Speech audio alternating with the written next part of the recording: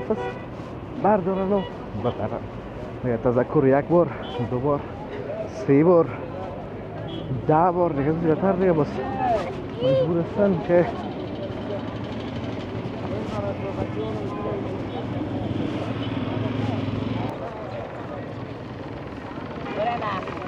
بعد از دوستای ما دوستان عزیز که میبینن کسی گپ میزنه یا در حال گزارش است، اصلا متعجب میشن فقط بگی که بار اولشون از کمره در افغانستان میبینن و بار اول است که مردم میبینن. بسیار برای من جالب است این تصور مردم. سری جاهای مشهور شهر کابل کرده آپارتمان، خانه ها و چیزای زیبا داره، شهرک های متعدد داره، از شهرک زفرین و صفا سروش و شهرک سال طلایی و انواع شهرک های دیگر و هر شهرک هم دوستان عزیز تعداد زیاد جمعیت در خود جا داره. مثلا این سرکی که ما میریم دوستان عزیز سرک پایین است. سلام و درود نثار تک تک شما عزیزان، انشالله که خوب و صحتمند باشین و از زندگیتون با خوبی، خوشی و آرامی بکنید. مسئولین ناحیه هستن زمانی که مردم دیگه بگپ نفهمیدن و نامدن و چیزی که براتون گفته بود نکردن، مجبور میشنم کراچی هایشون و همون چیزی که در بیجای مانده شده و خلاف است بردارن و ببرن. دیگه تذکر یک بار، دو بار، سه بار، 10 بار دیگه زیادتر دیگه بس مجبور هستن که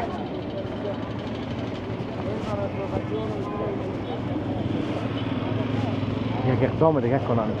خب دوستان نهایت گرامی، هوا بود بسیار سرد است، بسیار فردا هم تقریبا دیگه چی گفته برفی گفته، امروز البته برفی گفته بود اما باران بارید، زمین تر است اما برف آنچنانی نباریده. و ما هم دوستان عزیز در سر کوتل خیرخانه یا همون قصر لباس کوتل است، بازار بزرگ خیرخانه کابل که از سیر تا پیاز و از همه چیز در جا پیدا میشه. میگم که میدین دوستا سال و پیش متاسفانه که که اول جور نشده، سرک تازه جور شده دوستا. ما اون خاطر پیاده رو نداره اینجا بچم ساتری دارن، نکو بچه نکو ایسو بیا که ما دیر شیم ساتری میکنن دوستان عزیز، یک منگ نیست دیگه بریم از وسط بازار بریم دوستان عزیز. اینجا دیگه بازار همه چیز هست دوستان، مثل یک بازار لیسی مریم یاشار هست و همه چیز مکمل است دیگه.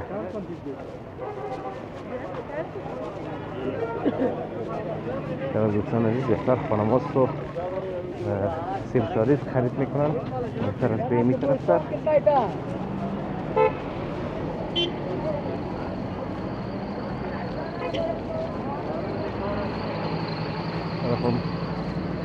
سرک ها را جور دارن که راهشان جور شد، دوباره وقتی که همین سرک بازسازی میشد کوچه ها کلشان راهشان خراب شد و حال دوباره جورشان میکنن.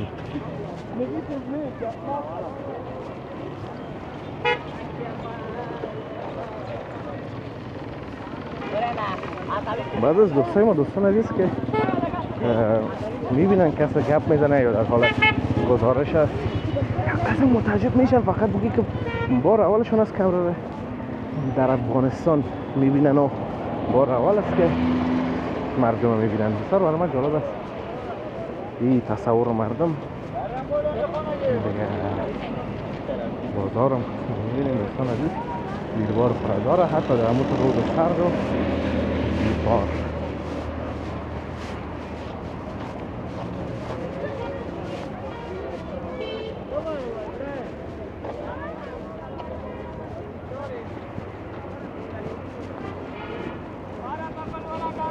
کوتل خیرخانه دوستان عزیز همه چیز مرفه است، از بازار، مکاتب، مدارس، شفاخانه ها، از همه چیز.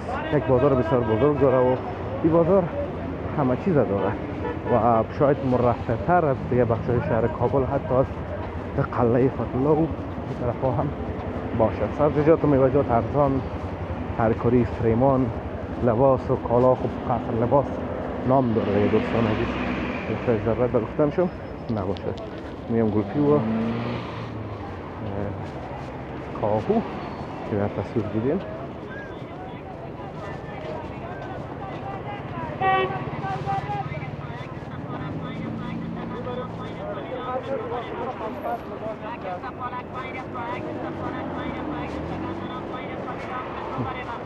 گندم 25 افغانی، پالک هم 5 افغانی. این سرک دوستان عزیز تازه جور شده، بسیار سرک بزرگ و خوبش است. او سرک و طرفی هم تازه جور شده. موتر باز وقتا برستان میدن که این سرک در حال ساخت باشه و غیر از باز هر کس نمو دست خود روان می باشه.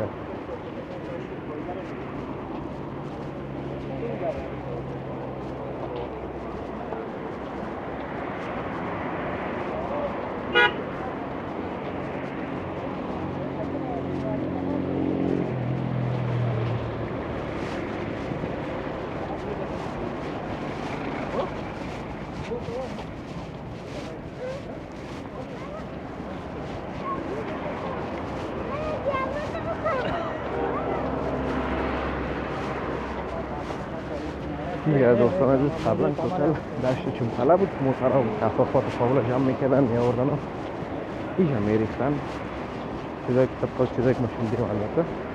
اما حالا به یک منطقه رهایشی تبدیل شده. حتی از بسیاری جاهای مشهور شهر کابل کرده آپارتمان، خانه ها و چیزای زیبا داره.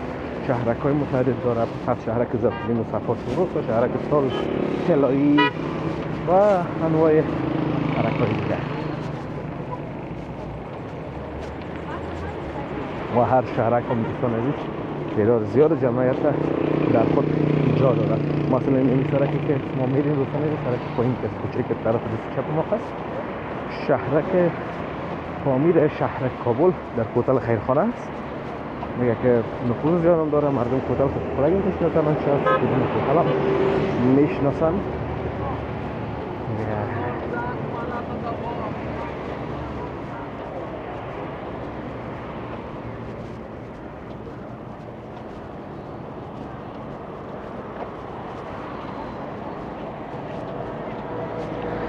طرف هم به دوستان عزیز خط اندازی شهرک مانده و یقام کار خورد بگذاره کار تمام پسیل شهرک فامیل دوستان عزیز. بعد از باز شهرک سلمه که در سرک پل هوایی مشهور به سرک مارشال محمد قسیم فهید هست که نام اصلی شهرک صلح هست. به نام سرک پل هوایی هم مشهور است و قدیم سرک مارشال فهید نمیستانش المعاله کسی نمیگه و خبر دوستا. کوتلای عروسی بسیار زیبا هم از دوست غریبه که خلاصه همه چیزا.